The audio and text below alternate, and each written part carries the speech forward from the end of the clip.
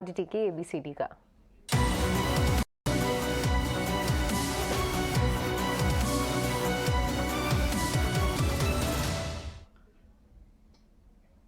तो हर दिन हम आपके लिए कमोडिटी मार्केट से जुड़ी हुई बारीक बातों को आसान भाषा में समझाने की कोशिश करते हैं और रोज की तरह जुड़ गए हैं हमारे सहयोगी विश्व मोहन जी। तो विश्व मोहन जी, आज क्या है कमोडिटी की एबीसीडी में? देखिए, दिवाली के हफ्ते के बाद से ही गोल्ड में एक अच्छी तेजी देखने को मिल रही है, अच्छी रिकवरी। तो लोगों के मन में हमेशा ये सवाल रहता है कि गोल्ड के प्राइसेस तय कैसे होते हैं। तो आज कमोडिटी के एबीसीडी में हम यही बताने की कोशिश करेंगे।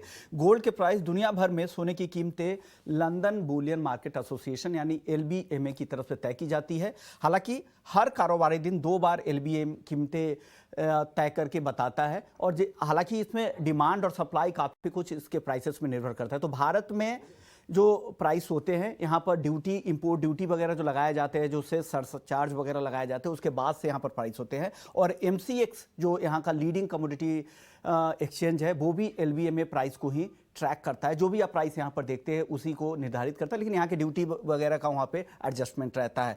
साथ ही यहाँ पर घरेलू बाजार में इंडियन बुलियन ज्वेलर्स एसोसिएशन जो IBJA है, वो प्राइस तय करता है दिन में 2 बार, सुबह 11 बजे और 5 बजे इसके प्राइस इसके वेबसाइट पर जारी किए जाते हैं। कैरेट के हिसाब से ये प्राइस रहते हैं और फिर ऊपर से उसमें 3% का GST आपको देना पड़ता है। तो ये प्राइस हो गया। लेकिन कौन से ऐसे फैक्टर होते हैं जो प्राइस को ड्राइव करते हैं? सबसे बड़ा फैक्टर होता है ब्याज दरों को लेकर, क्योंकि ब्याज दरें अगर ऊपर जाती है तो करेंसी मजबूत हो जाता है। तो US की ब्याज दरें, क्योंकि डॉलर में सबसे ज़्यादा कमोडिटी ट्रेड होती है, गोल्ड सबसे ज़्यादा ट्रेड होता है, तो अगर वहाँ पर ब्याज दरें अगर बढ़ती हैं तो वहाँ डॉलर मजबूत होता है, तो बाकी करेंसी में जो गोल्ड होल्ड कर रहे हैं उनके लिए महंगा हो जाता है। तो इससे इन्वर्स रिलेशन होता है ब्याज दरों को लेकर। और साथ ही एक फ़ायदा ये होता है कि ब्याज दरें बढ़ती हैं तो बॉन्ड यील्ड भी बढ़ जाते हैं। तो बॉन्ड यील्ड में आपको फिक्स्ड ब्याज दरें मिलती हैं।